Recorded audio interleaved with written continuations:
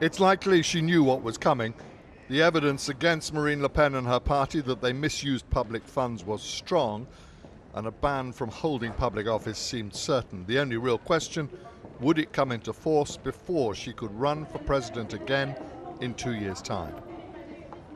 Inside the glass towers of the Palais de Justice, the judge soon crushed that hope. A 4-year sentence, half suspended, half under home detention, and an immediate ban from office for 5 years. Le Pen had not waited to hear the sentence. As soon as she'd seen how the wind was blowing, she'd stormed out, her lawyer promising an immediate appeal. With no chance of the presidency now, before 2032 at the earliest, this may be the end for her. So a court here in a Paris suburb has been prepared to do what no US court would, say that a politician convicted of a crime can no longer run for public office. We don't know what the impact of this is going to be yet, but it's clear that in the age of populist politics, the courts are playing an ever bigger role in the democratic process. She spent the day huddled with advisors, wondering how to fight a penalty imposed under an anti-corruption law that she'd supported when passed, and that has also banned former President Sarkozy from public office. In the event, she went with, "The establishment is out to get me."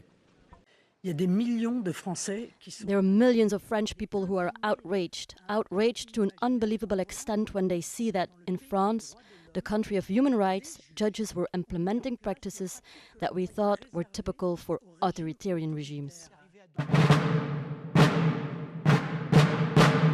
In the Assemblée Nationale, the seat of French democracy, the forms and rituals continued today, even as its members tried to process the implications of what is a political earthquake. Questions will be raised as to the legitimacy of an election without her.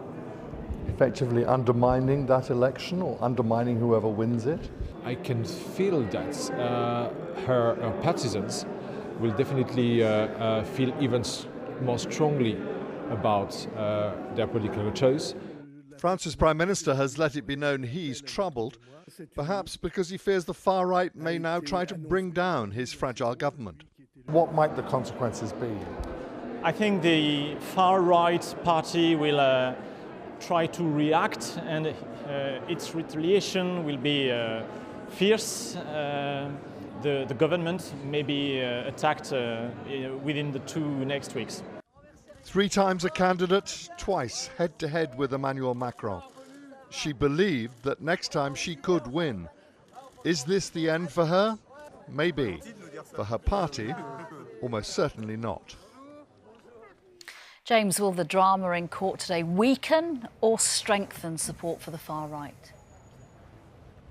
Well, of course, it will energise the core support, but you don't win with your core support. You need to attract the centre. And here I think there are 2 important points. One is, can her party thrive without her? For so long it's been so much a one-woman band. Her chosen successor, her protégé, Jordan Bardella, an attractive political figure, but he's 29 years old. Can he really be a sensible presidential candidate in just 2 years? And can she stand aside and watch someone else lead her party to success?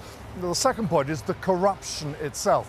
Now, the main centre-right party, the party of Jacques Chirac and Giscard d'Estaing, suffered a big corruption scandal. Nicolas Sarkozy, and the former president, and then François Fillon, the former prime minister, both convicted, both sentenced to this same ban from public office. Their party now stands at between 5 and 7% in the polls because of the stench of corruption. And of course, Le Pen always set herself and her party up as being the anti-corruption party against the mainstream. So, of course, making her a martyr may appear to be playing into the hands of the far right, but I do think that this could go both ways.